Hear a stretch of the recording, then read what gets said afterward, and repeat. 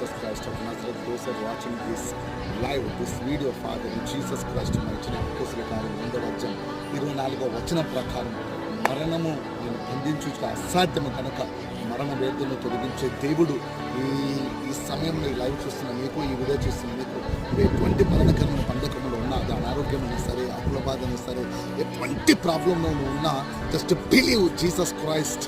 ఏమైనా యేసుక్రీస్తు ప్రభు ఆ బంధకం నుంచి విడిపించి నేను బాగు చేటకు శక్తిమంతుడైనాడు. కాబట్టి యేసుక్రీస్తు యొక్క నామములో చేతను దీవించబడదు కాక, ప్రభు రక్షణ పొందుకుదు కాక, విడుదలని కలుగును కాక, స్వస్థతని కలుగును కాక, ప్రతి మరణకరమైన బంధకం నుంచి విడిపించబడదు కాక.